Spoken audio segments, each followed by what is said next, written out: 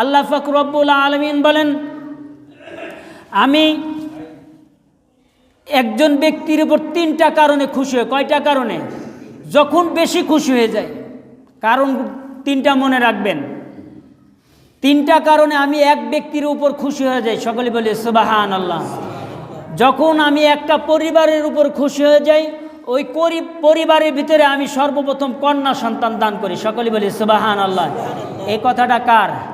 মহান আল্লাহ পাক রব্বুল আলামিনের। সকলে বলি সুবহানাল্লাহ। আল্লাহ বলেন, যখন আমি ওই ব্যক্তির উপর কি হয়ে যাই, বেশি খুশি হয়ে যাই, আমি তখন ওই পরিবারে কন্যা সন্তান দান করি। অথচ আমরা কন্যা সন্তান দান করলে আমাদের মনটা অনেক ছোট হয়ে যায়। কথা বলেন না কেন? কথা বলেন না কেন? কেন আপনার মন বেদর হওয়ার কারণটা কি বলেন? আপনি তো ওইখানে কোনো হাত ছিল না। এমনও পরিবার আছে পরপর কন্যা সন্তান দান করার কারণে স্ত্রীর উপর রাগ হয়। আছে না এমন পরিবার যে 4টা কন্যা সন্তান, 3টা কন্যা সন্তান জন্ম দেওয়ার পরও স্ত্রীর উপর রাগ হয়ে যায়? হয় না ভাই? কেন হন? আপনি যদি স্ত্রীর উপরে যদি রাগ হয়ে যান, তাহলে সর্বপ্রথম রাগ হওয়ার কথা আপনার বাপের মায়ের উপর। কথা বলেন না কেন? কারণটা বোঝেন নাই? আপনারও তো দোষ থাকতে পারে। এখানে কি কারোর হাত আছে? কথা বলেন। জন্মদানের উপর কারোর কোনো হাত আছে? কোনো বড় বড় ডাক্তার ইঞ্জিনিয়ারের হাত আছে? পীর মাশায়েখ উলামা মাশায়েখের হাত আছে? কারো কোনো হাত নাই। তাহলে আপনি কেন খুশি হবেন না? যেখানে আল্লাহ পাক রব্বুল আলামিন নিজেই খুশি, যে ব্যক্তির উপর আমি আল্লাহ পাক রব্বুল আলামিন খুশি হই, তাকে কন্যা সন্তান দান করি। তাহলে যেখানে আল্লাহ রাসূল খুশি, আপনি খুশি, আপনি বেজার হয়ে করবেন কি? 2 নম্বর কারণ। 2 নম্বর কারণ হচ্ছে, আমি যখন এলাকার প্রতি খুশি হয়ে যাই, রাজ্যের প্রতি খুশি হয়ে যাই, মহল্লার মধ্যে খুশি হয়ে যায়, তখন ওই মহল্লার ভিতরে বৃষ্টি দান করি। সকলে বলি সুবহানাল্লাহ। কি করি? বৃষ্টি বর্ষিত করি আমি আল্লাহ পাক রব্বুল আলামিন। বৃষ্টি কারণে হোক অকারণে হোক, আল্লাহ দিছেন, সেটা আল্লাহ ভালো জানে। কি বলেন? সেই জন্য সর্বক্ষেত্রে আল্লাহ পাক রব্বুল আলামিনের শুকর আদায় করতে হবে। সকলে বলি সুবহানাল্লাহ। 3 নম্বর খুশি হই ওই ব্যক্তির উপর, যেই ব্যক্তির বাড়িতে মেহমান পাঠাই আমি আল্লাহ পাক রব্বুল আলামিন। সকলে বলি সুবহানাল্লাহ। 3 নম্বর কার উপরে খুশি হই?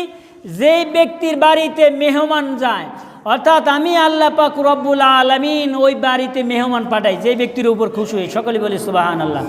আমরা কিন্তু মেহমান দেখলে কি হয়ে যাই? বেজার হয়ে যায়, খুশি হই না যে মেহমান আজকে এতদিন পর আসলো, এমনি পকেট খালি।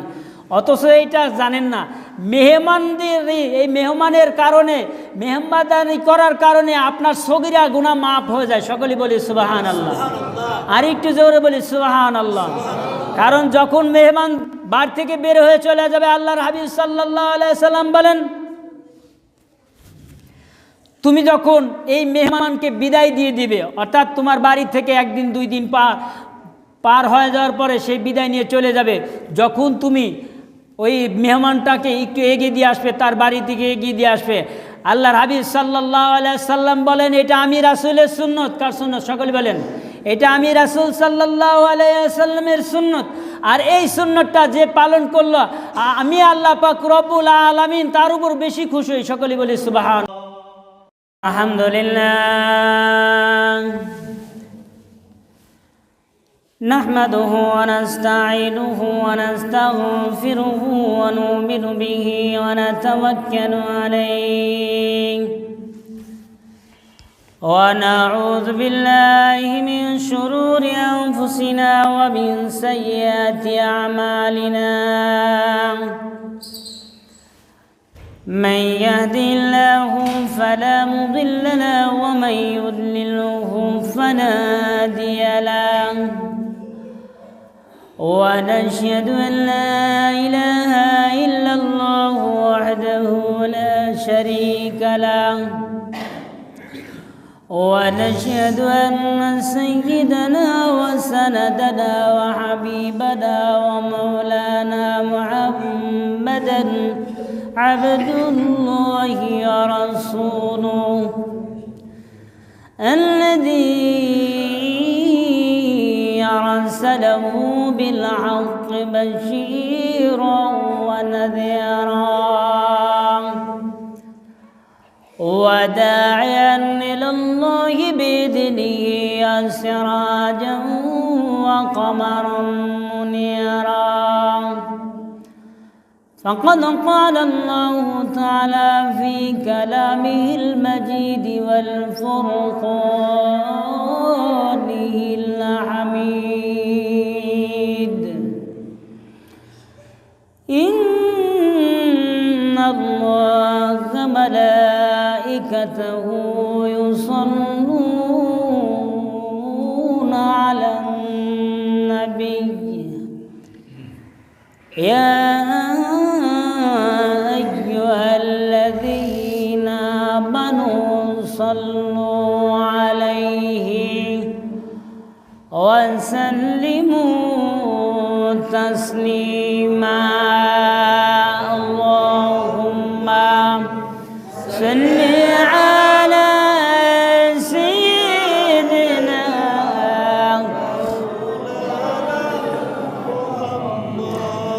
وعلى آل سيدنا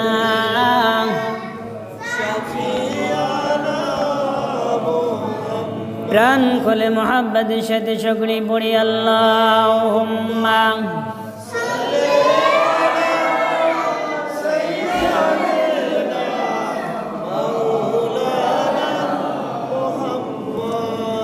وعلى آل سيدنا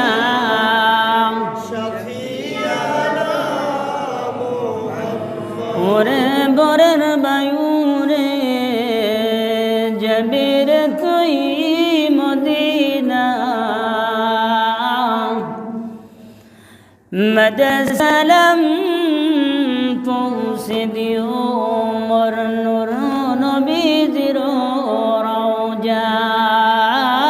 আল্লাহুম্মা সাল্লি আলা সাইয়্যিদিনা মাওলানা মুহাম্মদ ওয়া আলা আলি সাইয়্যিদিনা শাফিয়ানা মুহাম্মদ কোতারলেন প্রাণ রাসূল আমাদেরকে সড়িয়া अपनी सरा किलबे अमर धोरे बचिया। अल्लाहुम्मा सल्ली अला सय्यिदिना मौलाना मुहम्मद व अला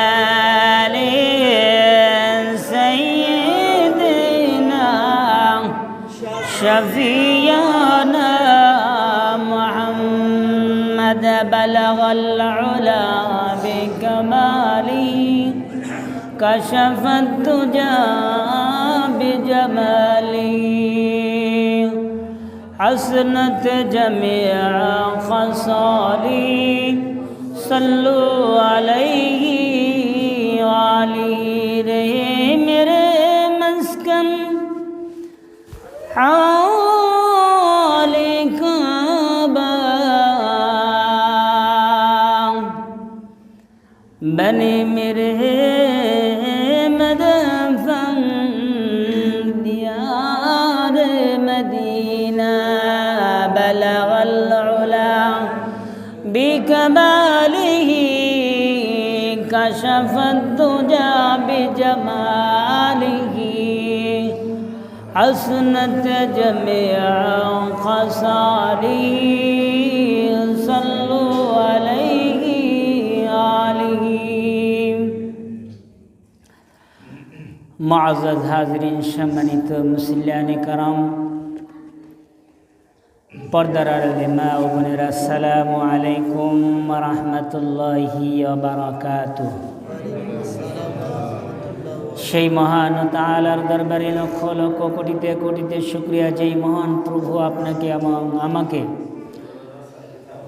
হাজারো লোকের মধ্য থেকে হাজারো কাজের মধ্যে থেকে যেই মহান প্রভু আপনাকে আমাকে যাচাই করে বাছাই করে পৃথিবীর শ্রেষ্ঠ ঘরের মধ্যে বসে আকায় নামদার তাজদার মদিনা আহমদ মুস্তফা মোহাম্মদ মুস্তফা নূরজ মুজাসসাম সকলে বলে সাল্লাল্লাহু আলাইহি ওয়াসাল্লামের উপর কয়েক মর্তবা দরুদ শরীফ পড়ার তৌফিক দান করলেন। সেই মহামনিবের দরবারে সবাই মিলে শুকরিয়া আদায় করি, সবে বলি আলহামদুলিল্লাহ। ওই সত্তার কসম যে মহান তাআলা আপনাকে এবং আমাকে হাজারো মানুষের মধ্য থেকে যাচাই করে বাছাই করে আজকে জুমার নামাজ আদায় করার লক্ষ্যে সর্বপ্রথম যেই মহান প্রভু আপনাকে এবং আমাকে মসজিদের মধ্যে প্রবেশ করালেন, সেই মহান প্রভু দরবারে আবারও শুকরিয়া আদায় করি, সবে বলি আলহামদুলিল্লাহ। আল্লাহ পাক রব্বুল আলামিন সূরা আহজাবের আমরা 23 নম্বর আয়াত নিয়ে আলোচনা করতেছিলাম, সকলে বলি আলহামদুলিল্লাহ। আমরা পর্দার আলোচনা করতেছিলাম, মনে আসে তো? সবাই বলি ইনশাআল্লাহ। আল্লাহর হাবিব সাল্লাল্লাহু আলাইহি ওয়াসাল্লামের যুগে এমন এক সময় ছিল যেই সময় কোনো নারীদের কোনো মহিলাদেরকে সম্মান করা হতো না, সব সময় জিনা বিবেচার লাগেই থাকতো।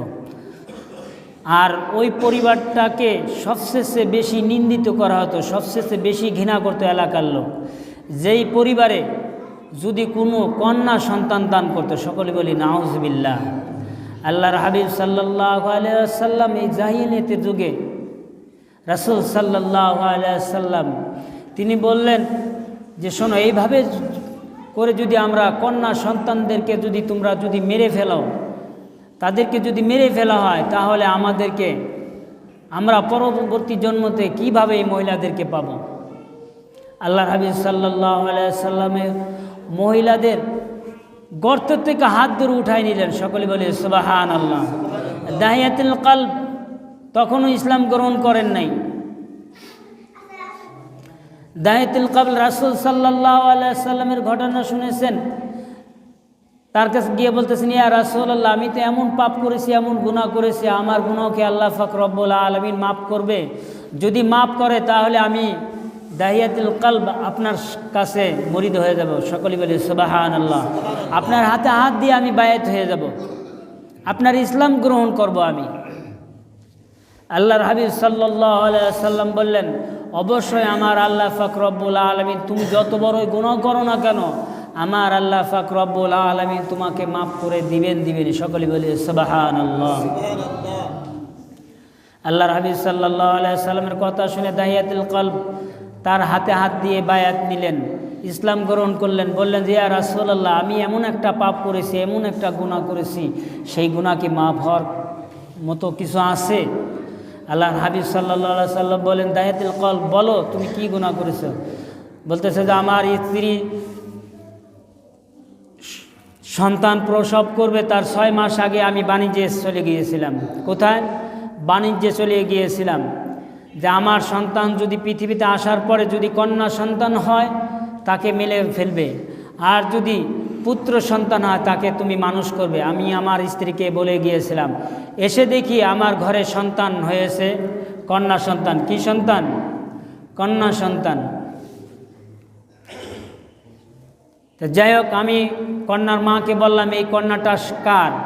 আমার স্ত্রী বলল, এটা তোমার সেই সন্তান যেই সন্তান আমার পেটে তুমি রেখে গিয়েছিলে। সেই সন্তান বড় হয়েছে উম্মে জামিলা। সকলে বলে সুবহানাল্লাহ। নাম যেমন কামও তেমন, নাম রাখছে কি? জামিলা। জামিলা মানে হচ্ছে সুন্দরী। জামিলা মানে কি? সুন্দরী। আর এই কন্যাটা এত সুন্দর হয়েছিল যে দাহিয়াতুল কলব এসে দেখে বুঝতে পেরেছে এটা আমার সন্তান। তারপরও তার স্ত্রীর কাছে জিজ্ঞাসা করেছিলেন, তার স্ত্রী বলেছিল, এটা তোমার সেই সন্তান যেই সন্তান তুমি আমার পেটে রেখে গিয়েছিলে। তখন দাহিয়াতুল কলব বলতে লাগলো তার স্ত্রীকে, আমি তোমাকে বলে গিয়েছিলাম আমার এই সন্তানটা মেরে ফেলে দেওয়ার জন্য, যদি কন্যা সন্তান মেরে ফেলে দেওয়ার জন্য। তখন তার স্ত্রী বলতেছিল যে দেখো আমার স্বামী, এই সন্তানটা কত সুন্দর হয়েছে, মার মতো। মা কি কখনো তার সন্তানকে, যতই লুলা হোক বোবা হোক, তার সন্তানকে কি কোনো সময় মেরে ফেলতে পারে? কখনোই পারে না। তা বলতেছে যে দেখো এই সন্তানটা কত সুন্দর হয়েছে, যার কারণে আমি তার নাম রাখছি জামিলা। সকলে বলি সুবহানাল্লাহ। তা যাই হোক, অনেক বড় লম্বা ঘটনা। তা বলতেছে তুমি যেহেতু মারো নাই, যাক তুমি এত লালন পালন করে তাকে এত বড় করেছো, এক কাজ করো, ওর নানি বাড়িতে আমি দাওয়াত খেতে নিয়ে যাও, তুমি ওকে একটু সাজায় দাও, গোছায় দাও। তার স্ত্রী বলতেছে আমার বাড়ি, ওর নানি বাড়ি তো আমার মায়ের বাড়ি নাকি? তা বলতেছে আমার মায়ের বাড়ি, আমার বাপের বাড়ি, তোমার দাওয়াত আমি জানি না। না, বলতেছে সাজায় দাও। তারপরে উম্মে জামিলাকে সাজায় দেওয়া হলো। উম্মে জামিলা বহুদূর, আপনারা জানেন আরব জাহান পুরা মরুভূমির দেশ। এখন যদি একটু ঘনবসিত হয়েছে, ওই সময় তো আরব ঘনবসিত ছিল না, কিছুই ঘনবসিত ছিল না, শুধু মরুভূমি আর মরুভূমি ছিল। অনেক দূর, যেখানে মানবহীন, কোনো মানুষ নাই, চলাফেরা নাই, কোনো পশু পাখি নাই, সেখানে গিয়ে দাহিয়াতুল কালব একটা গর্ত করতে লাগলেন। গর্ত করতে করতে করতে এমন বড় গর্ত করলেন, তার উম্মে জামিলা বলতেছে আব্বা এই রোদের ভিতরে কেন এখানে এত গর্ত করতেছ, বলো এত গর্ত করতেছো কেন আব্বু, তুমি আমাকে বলো। তখন দাহিয়াতুল কালব বলতেছে মা এটা তুমি জানবে না কি জন্য গর্ত করতেছে, এখানে আমরা একটা খেলা করব। তা ছোট্ট মানুষ উম্মে জামিলা, সে বুঝতে পারে নাই যে তার পিতা তাকে গর্ত করার জন্য, তাকে মারার জন্য, তাকে হত্যা করার জন্য গর্ত করতেছে, তার পিতা এটা করতেছে। কিন্তু শিশু সন্তান উম্মে জামিলা কিছুই বুঝতে পারলেন না। যখন গর্ত খোঁড়া শেষ হয়ে গেল, দাহিয়াতুল কালব আস্তে করে তার উম্মে জামিলাকে বললেন হে জামিলা দেখো কত সুন্দর গর্ত হয়েছে। জামিলা যখনই এই গর্তটা দেখতে আসলো, আসার সাথে সাথে পিছন দিয়ে ধাক্কা দিয়ে দাহিয়াতুল কালব তার সন্তানকে, কন্যা সন্তানকে উম্মে জামিলাকে এই গর্তর ভিতরে ফেলে দিলেন। সকলে বলি নাউযুবিল্লাহ। এবং শুধু মাটি চাপা দিলেন না, এমনভাবে তাকে হত্যা করলো, পাথর মেরে মেরে। ছোট্ট বাচ্চা, মাত্র 12-13 মাস বয়স, হাঁটতে পারে কোনো মতো, এই উম্মে জামিলাকে পাথর দিয়ে আঘাত করে তার এমনভাবে আঘাত করলো, শেষ পর্যন্ত সেই গর্তের ভিতরে উম্মে জামিলা মারা গেল। সকলে বলি নাউযুবিল্লাহ। দাহিয়াতুল কালব এই ঘটনা রাসূল সাল্লাল্লাহু আলাইহি ওয়াসাল্লামকে বলতেছেন ইয়া রাসূলুল্লাহ, আমার সেই জামিলার কথা আমার কানে এখনও ভেসে আসতেছে, ইয়া রাসূলুল্লাহ, আমার মনে হচ্ছে আমার জামিলা এখনও জীবিত। সকলে বলে সুবহানাল্লাহ। আমি আমার জামিলাকে মনে ভাবতেছি যে আমার জামিলা এখনও কবরের ভিতরে জীবিত, এখনও গর্তের ভিতরে জীবিত। শেষ পর্যন্ত আমি তাকে রেহাই দিলাম না, এমন একটা বড় পাথর দিয়ে তাকে এত জোরে আঘাত করলাম, আঘাত করার সাথে সাথে একটা এমনভাবে ফেটে গিয়ে রক্ত ফিনকি দিয়ে আমার গায়ে এসে ভরে গেল। তারপর আমি দাহিয়াতুল কালবের মনের ভিতরে একটু মায়া জাগলো না, একটু আশা জাগলো না আমার জামিলাকে উঠানোর জন্য। আমি তাকে এইভাবে করে দুনিয়া থেকে বিদায় করে দিয়ে দিলাম। আল্লাহর হাবিব সাল্লাল্লাহু আলাইহি সাল্লাম এই দাহিয়াতুল কালবের ঘটনা শুনতে শুনতে তার দাড়ি মুবারক বেয়ে, চোখ মুবারক বেয়ে বেয়ে পানি পড়তে লাগলেন। আর দাহিয়াতুল কালবের বলতে লাগলেন হে দাহিয়াতুল কালব, আল্লাহ পাক রব্বুল আলামিন তোমাকে মাফ করে যেন দেয়। আমি আল্লাহ পাক রব্বুল আলামিনের কাছে দোয়া করি আল্লাহ পাক রব্বুল আলামিন যেমন তোমাকে ক্ষমা করে দিক। সব বলে আমিন।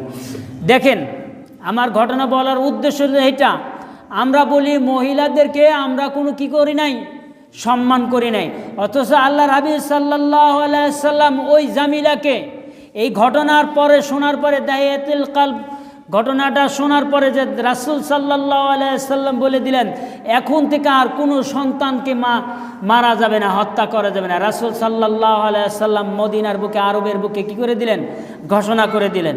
কারণ ওই সময় থেকে যদি প্রত্যেক কন্যা সন্তান যদি মেরে ফেলা দেওয়া হতো, আপনি ভাবেন আপনি কি দুনিয়াতে আসতে পারতেন? আমি আসতে পারতাম? একটু জোরে বলেন, আসতে পারতাম? আসতে পারতাম না। আল্লাহর হাবিব সাল্লাল্লাহু আলাইহি সাল্লাম মা বোনদেরকে কত সম্মান দিয়েছেন। শুধু তাই না, আল্লাহ পাক রব্বুল আলামিন বলেন আমি একজন ব্যক্তির উপর 3টা কারণে খুশি হই। কয়টা কারণে? যখন বেশি খুশি হয়ে যায়, কারণ 3টা মনে রাখবেন। 3টা কারণে আমি এক ব্যক্তির উপর খুশি হয়ে যাই। সকলে বলি সুবহানাল্লাহ। যখন আমি একটা পরিবারের উপর খুশি হয়ে যাই, ওই পরিবারের ভিতরে আমি সর্বপ্রথম কন্যা সন্তান দান করি। সকলে বলি সুবহানাল্লাহ। এই কথাটা কার? মহান আল্লাহ পাক রব্বুল আলামিনের। সকলে বলি সুবহানাল্লাহ। আল্লাহ বলেন যখন আমি ওই ব্যক্তির উপর কি হয়ে যাই, বেশি খুশি হয়ে যাই, আমি তখন ওই পরিবারে কন্যা সন্তান দান করি। অথচ আমরা কন্যা সন্তান দান করলে আমাদের মনটা অনেক ছোট হয়ে যায়। কথা বলেন না কেন? কথা বলেন না কেন? কেন আপনার মন বেজার হওয়ার কারণটা কি বলেন? আপনি তো ওইখানে কোনো হাত ছিল না। এমনও পরিবার আছে পরপর কন্যা সন্তান দান করার কারণে স্ত্রীর উপর রাগ হয়। আছে না এমন পরিবার যে 4টা কন্যা সন্তান 3টা কন্যা সন্তান জন্ম দেওয়ার পরও স্ত্রীর উপর রাগ হয়ে যায়? হয় না ভাই? কেন হন? আপনি যদি স্ত্রীর উপরে যদি রাগ হয়ে যান, তাহলে সর্বপ্রথম রাগ হওয়ার কথা আপনার বাপের মায়ের উপর। কথা বলেন না কেন? কারণটা বোঝেন নাই? আপনারও তো দোষ থাকতে পারে। এখানে কি কারোর হাত আছে? কথা বলেন। জন্মদানের উপর কারোর কোনো হাত আছে? কোনো বড় বড় ডাক্তার ইঞ্জিনিয়ারের হাত আছে? পীর মাশায়েখ উলামা মাশায়েখের হাত আছে? কারো কোনো হাত নাই। তাহলে আপনি কেন খুশি হবেন না? যেখানে আল্লাহ পাক রব্বুল আলামিন নিজেই খুশি, যে ব্যক্তির উপর আমি আল্লাহ পাক রব্বুল আলামিন খুশি হই তাকে কন্যা সন্তান দান করি। তাহলে যেখানে আল্লাহ রাসূল খুশি, আপনি খুশি, আপনি বেজার হয়ে করবেন কি? 2 নম্বর কারণ হচ্ছে আমি যখন এলাকার প্রতি খুশি হয়ে যাই, রাজ্যের প্রতি খুশি হয়ে যাই, মহল্লার মধ্যে খুশি হয়ে যায়, তখন ওই মহল্লার ভিতরে বৃষ্টি দান করি। সকলে বলি সুবহানাল্লাহ। কি করি? বৃষ্টি বর্ষিত করি আমি আল্লাহ পাক রব্বুল আলামিন। বৃষ্টি কারণে হোক অকারণে হোক, আল্লাহ দিছেন সেটা আল্লাহ ভালো জানে। কি বলেন? সেই জন্য সর্বক্ষেত্রে আল্লাহ পাক রব্বুল আলামিনের শুকর আদায় করতে হবে। সকলে বলি সুবহানাল্লাহ। 3 নম্বর খুশি হই ওই ব্যক্তির উপর যেই ব্যক্তির বাড়িতে মেহমান পাঠাই আমি আল্লাহ পাক রব্বুল আলামিন। সকলে বলি সুবহানাল্লাহ। 3 নম্বর কার উপরে খুশি হই? যেই ব্যক্তির বাড়িতে মেহমান যায়, অর্থাৎ আমি আল্লাহ পাক রব্বুল আলামিন ওই বাড়িতে মেহমান পাঠাই, যেই ব্যক্তির উপর খুশি হই। সকলে বলি সুবহানাল্লাহ। আমরা কিন্তু মেহমান দেখলে কি হয়ে যায়? বেজার হয়ে যায়, খুশি হই না যে মেহমান আজকে এতদিন পর আসলো, আমি পকেট খালি। অথচ এইটা জানেন না, মেহমানদের এই মেহমানের কারণে, মেহমানদারি করার কারণে আপনার সগীরা গুনাহ মাফ হয়ে যায়। সকলে বলি সুবহানাল্লাহ। আর একটু জোরে বলি সুবহানাল্লাহ। কারণ যখন মেহমান বাড়ি থেকে বের হয়ে চলে যাবে, আল্লাহর হাবিব সাল্লাল্লাহু আলাইহি সাল্লাম বলেন, তুমি যখন এই মেহমানকে বিদায় দিয়ে দিবে, অর্থাৎ তোমার বাড়ি থেকে 1 দিন 2 দিন পার হয়ে যাওয়ার পরে সেই বিদায় নিয়ে চলে যাবে, যখন তুমি ওই মেহমানটাকে একটু এগিয়ে দিয়ে আসবে, তার বাড়ি থেকে এগিয়ে দিয়ে আসবে, আল্লাহর হাবিব সাল্লাল্লাহু আলাইহি সাল্লাম বলেন, এটা আমি রাসূলের সুন্নত। কার সুন্নত? সকলে বলেন, এটা আমি রাসূল সাল্লাল্লাহু আলাইহি সাল্লামের সুন্নত। আর এই সুন্নতটা যে পালন করলো, আমি আল্লাহ পাক রব্বুল আলামিন তার উপর বেশি খুশি হই। সকলে বলি সুবহানাল্লাহ। আর এই মেহমান যে কয়দিন আপনার বাড়িতে ছিল, এই মেহমানদারির উসিলায় আপনাকে আল্লাহ পাক রব্বুল আলামিন এই কয়দিনই আপনি ভালো মন্দ খেয়েছেন। সকলে বলি সুবহানাল্লাহ। আপনি বেজার হয়ে কি করবেন? আল্লাহর হাবিব সাল্লাল্লাহু আলাইহি ওয়াসাল্লাম মসজিদে নববীর মধ্যে একদিন নামাজ পড়তে লাগলেন। নামাজ শেষে একটা গরীব সাহাবী এসে বলেন, ইয়া রাসূলুল্লাহ, ইয়া হাবিবাল্লাহ, আমি অনেক ক্ষুধার্ত, আর 3 দিন পর্যন্ত খেতে পাই না। ইয়া রাসূলুল্লাহ, ইয়া হাবিবাল্লাহ, মেহেরবানি করে আপনি আমাকে কিছু খেতে দেন। আল্লাহর হাবিব সাল্লাল্লাহু আলাইহি ওয়াসাল্লাম বলেন, ও আমার প্রাণের সাহাবীরা, আমার এই সাহাবীকে 1 বেলা কে খাওয়াবে? এক সাহাবী উঠে দাঁড়ালেন, বলেন, ইয়া রাসূলুল্লাহ, ইয়া হাবিবাল্লাহ, মেহেরবানি করে আপনার এই মেহমান আমার বাড়িতে পাঠান, আমি নিয়ে যাই। আল্লাহর হাবিব সাল্লাল্লাহু আলাইহি ওয়াসাল্লামের কাছ থেকে এই সাহাবীকে নিয়ে গেলেন তার বাড়িতে নিয়ে গেলেন। যাওয়ার পরে তার স্ত্রী উম্মে সুলাইম রাদিয়াল্লাহু তাআলা আনহা কে ডেকে বলেন, হে আমার স্ত্রী, এটা আল্লাহর হাবিব সাল্লাল্লাহু আলাইহি ওয়াসাল্লামের মেহমান, মেহেরবানি করে তাকে মেহমানদারি করো। কাকে বলতেছেন? তার স্ত্রীকে বলতেছেন যে তাকে মেহমানদারি করো। আল্লাহর হাবিব সাল্লাল্লাহু আলাইহি ওয়াসাল্লাম আমার বাড়িতে খুশি হয়ে পাঠাইছেন। সকলে বলে সুবহানাল্লাহ। উম্মে সুলাইম রাদিয়াল্লাহু তাআলা আনহা বলেন, হে আমার প্রাণের স্বামী, আমার ঘরে যে খাবারটা আছে, এই খাবারটা আমার কন্যা সন্তান এবং আরেকটা সন্তান আছে, এই 2 জন সন্তানের জন্য রেখে দিয়েছি। ইয়া আমার সাহাবী, আল্লাহর হাবিব সাল্লাল্লাহু আলাইহি ওয়াসাল্লাম যে তো পাঠাইছেন, কোনো চিন্তা করেন না। কে বলতেছেন? তার স্ত্রী। যেহেতু আল্লাহর হাবিব পাঠাইছেন, তাহলে যেভাবে হোক তার মেহমানদের আমাদেরকে কি করতে হবে, করতেই হবে, কম হোক আর বেশি হোক। উম্মে সুলাইম রাদিয়াল্লাহু তাআলা আনহাকে বলেন, ও আমার প্রাণের স্বামী, আমি যখন প্লেটে খাবার বেড়ে দেব, আর একটা প্লেট তুমি চাবে, চাওয়ার সাথে সাথে আমি ঘরের মধ্য থেকে বাতিটা অফ করে দিব, এবং তুমি তোমার হাত দিয়ে থালার ভিতরে নাড়াচাড়া করতে থাকবে। ওই সাহাবী মনে মনে ভাববে তুমি খাচ্ছ, ওই সাহাবী খাচ্ছ, সকলেই বলি সুবহানাল্লাহ। এমনি একটা প্লেট দিয়ে আর একটা প্লেটের ভিতরে কি করতেছে, খাওয়ার তাওয়া দিছে। তার স্ত্রী বোঝাই দিচ্ছে যে এইভাবে করে আপনি প্লেটের উপরে হাত নাড়াবেন, কিন্তু আপনি খাবেন না। ওই সাহাবী যাতে পেট ভরে খায়, সে যাতে বুঝতে না পারে যে আমার ঘরে খাবারটা নাই। সকলে বলে সুবহানাল্লাহ। কি কৌশলটা খাটাইছে দেখেন না। ওই সাহাবী শেষ পর্যন্ত খাওয়ার শেষ করলেন, শেষ করে আল্লাহর হাবিব সাল্লাল্লাহু আলাইহি ওয়াসাল্লামের দরবারে আবার আসলেন। আল্লাহর হাবিব সাল্লাল্লাহু আলাইহি ওয়াসাল্লাম বলেন, ও আমার সাহাবী, আমার এই সাহাবীর সাথে এমন কি ভালো ব্যবহার করেছো, যেই ব্যবহার করার কারণে আমার আল্লাহ পাক রব্বুল আলামিন তোমার উপরে একটা সূরা হাসরের 9 নম্বর আয়াত নাজিল করেছেন। সকলে বলি সুবহানাল্লাহ। ওয়া ইউসিরুনা আলা আনফুসিহিম ওয়ালাউ কানা বিহিম খাসাসা। সকলে বলি সুবহানাল্লাহ।